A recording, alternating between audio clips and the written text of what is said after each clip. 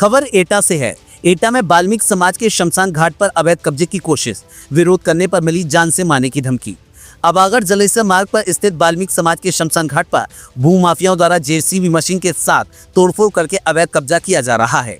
आरोप लगाते हुए बताया कि समाज के पूर्वजों की याद में बनी मठियों को भी ध्वस्त किया गया, जिसको लेकर समाज में आक्रोश है।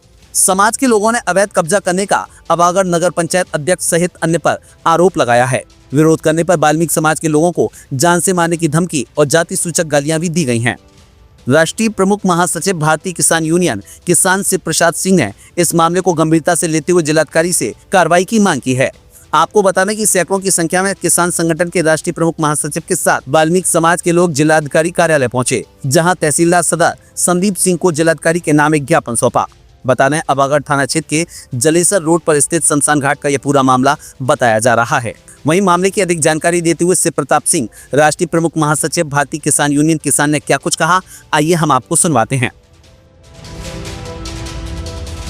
आपका? मैं शिव प्रताप सिंह, राष्ट्रीय प्रमुख महासचिव भारतीय किसान यूनियन किसान। आज आपने यानी ज्ञापन सौंपा है तहसीलदार साहब को, किस मामले को लेकर सौंपा है, क्या जानकारी है? ऐसा है, मामला अबागढ़ का है, जहां पर अबागढ़ शहर के बाहर अबागढ़ जलेसर रोड पर एक जहां हिंदुओं का शमशान घाट है, उसके जस्ट उसके बाजू में बाल्मीकि समाज का शमशान घाट है, जो कि पिछले 50 वर्षों से वहां पर उनके पूर्वज वहां पर उनका अंतिम संस्कार होता आया है। कई सारी मठियां बनी हुई हैं उनकी याद में।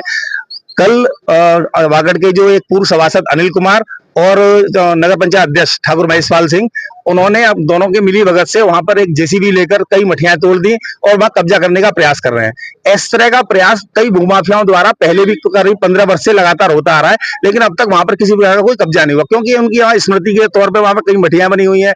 50 साल से शमशान घाट में लोग वहां पर उनका दाह संस्कार किया जा रहा है और वहां पर उन्होंने कल मठियां को तोड़ दिया। कल बाल्मीकि समाज उनसे जब उन्होंने रोकने का प्रयास किया, उन्होंने कहा कि भाई ऐसा क्यों कर रहे हो, तो उनके साथ गाली गलौज और जान से मारने की धमकी दे रहे हैं, जात सूचक गालियां दे रहे हैं उनको। ये स्थिति हुई।